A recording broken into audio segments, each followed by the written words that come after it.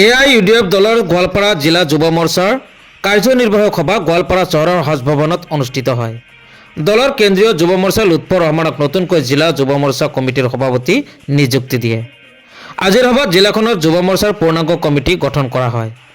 গোৱালপাৰা জিলা এআইইউডিএফৰ সভাপতি আবুল কালাম হুছেইনে সভাপতিত্ব কৰা সভাত দলটোৰ কেন্দ্ৰীয় সাধাৰণ সম্পাদক তথা মুখপাত্ৰ আব্দুল হাই, কেন্দ্ৰীয় যুৱ মৰ্চাৰ উপ সভাপতি শাহাজ উদ্দিন, প্ৰশাসনিক সাধাৰণ সম্পাদক মেহদি হাছান খান, সাংগঠনিক সাধাৰণ সম্পাদক দয় খন্দকাৰ মাছুম হাফিজুৰ ৰহমান, প্ৰচাৰ সাধাৰণ সম্পাদক জাকিৰ কাজী, গোৱালপাৰা জিলা কমিটিৰ কাৰ্যকৰী সভাপতিদ্বয় জাকিৰ হুছেইন, ৰফিকুল হুছেইন মণ্ডল, প্ৰশাসনিক সাধাৰণ সম্পাদক আব্দুল মালিক আহমেদ, প্ৰচাৰ সাধাৰণ সম্পাদক ছৈয়দুল ইছলামকে প্ৰমুখ কৰি ব্লক কমিটিৰ বিষয়ববীয়াসকলৰ সৈতে 2 শতাধিক যুৱ মৰ্চাৰ কৰ্মী অংশগ্ৰহণ কৰে। সম্মানীয় আমাৰ সতীৰ্থ বন্ধুসকল, যে আমি উইদিন 15 ডেজ আঞ্চলিক কমিটি গঠন কৰিব লাগিব।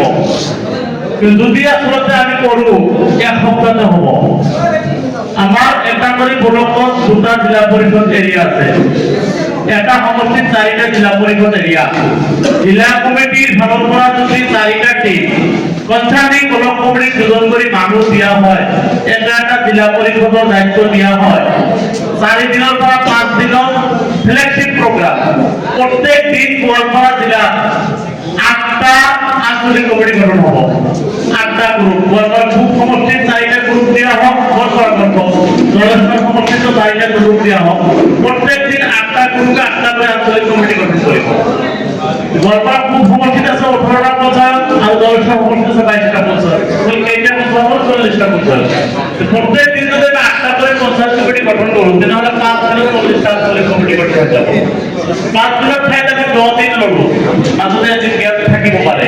নেক্সট 15 ডেজত যদি আমি বুথ কমিটি গঠন কৰিব যাওঁ, কনসাৰ্নিং আঞ্চলিক কমিটিসকলে যদি 2টা গ্ৰুপ হৈ যায়, 5 দিনত প্ৰত্যেকটো বুথ কমিটি গঠন হৈ যাব। যদি বুথ কমিটি গঠন কৰিব নোৱাৰোঁ, তেনেহ'লে অহা দিনত নিৰ্বাচনী প্ৰক্ৰিয়াত অংশগ্ৰহণ কৰাৰ আমাৰ অসুবিধা হ'ব। আটাইতকৈ ডাঙৰ কথাটো আহিব যুৱ মৰ্চা সতীৰ্থসকলৰ প্ৰতি। অহাকালি 27 তাৰিখ 2026 চনৰ যিটো draft electoral roll special division of voter তালিকাত মানে বিশেষ পৰীক্ষণ প্ৰক্ৰিয়া যিটো হৈ গ'ল, তাত আমি প্ৰতিটো কোৱালিফিকেশ্যনত বিএলএ দিছিলোঁ, বিএলএসকলক কাম কৰিছে। যিটো ভোটাৰ তালিকা অহাকালি পাব্লিছ হ'ব, আৰু তাৰ পৰা আমি ক্লেইম অবজেকশ্যন, আমাৰ নাম ভুল আছে, আমাৰ বয়স ভুল আছে, এড্ৰেছ ভুল আছে, কি শুদ্ধ কৰাৰ কাৰণে আমি 8 নম্বৰ ফৰ্ম ফিল আপ কৰিব লাগিব।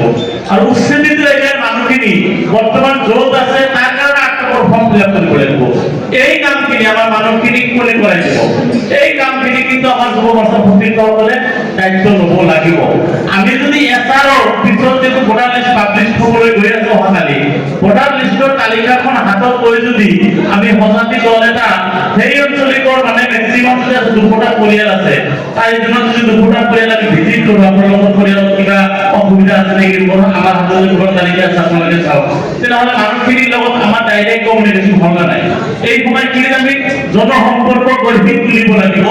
মই আশা কৰিম 2026 বিধানসভা নিৰ্বাচনত গোৱালপাৰা জিলাৰ আমাক বিশেষকৈ 2টা সমষ্টি, গোৱালপাৰা পূব বিধানসভা সমষ্টি আৰু জলেশ্বৰ বিধানসভা সমষ্টিৰ পৰা দলে বিধায়ক পাব।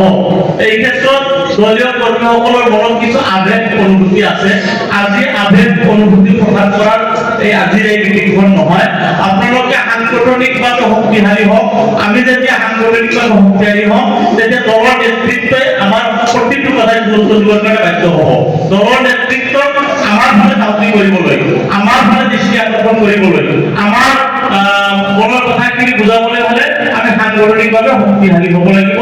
সৰ্বশেষত আজি উপস্থিত হোৱা যুৱ মৰ্চাৰ আমাৰ সতীৰ্থসকলক আন্তৰিকতাৰে কৃতজ্ঞতা জ্ঞাপন কৰিছোঁ, আপোনালোকক অভিনন্দন জনাইছোঁ। আপোনালোকে এইখিনি সাংগঠনিক কাম কাজ কৰাৰ ক্ষেত্ৰত যিকোনো মুহূৰ্তত যিকোনো ধৰণৰ সহায় সহযোগিতা আপোনালোকক লাগিলে, দিহা পৰামৰ্শ লাগিলে 24/7 নহয়, 24/30, 24/60, 24/90, 24/120, মানে অহা 120 দিনৰ ভিতৰত নিৰ্বাচনী প্ৰক্ৰিয়া সম্পূৰ্ণ হৈ যাব। যাতে 24/120 আপোনালোকৰ লগত আমি সহযোগ কৰিম।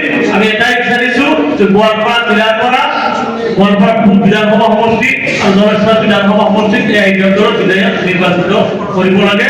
অৱশেষত দলৰ মুৰব্বী সঞ্জয় কৰ্ণপত্ৰজিত আজমল চাহাবৰ সুস্বাস্থ্য কামনা কৰি দলৰ সাংগঠনিক ভেটি শক্তিশালী হওক তাৰে কামনা কৰি মই মোৰ সংক্ষিপ্ত বক্তব্য ইমানতে সামৰণি মাৰিছোঁ। এই আইডিয়া জিন্দাবাদ, সঞ্জয় কৰ্ণপত্ৰজিত আজমল চাহাব জিন্দাবাদ।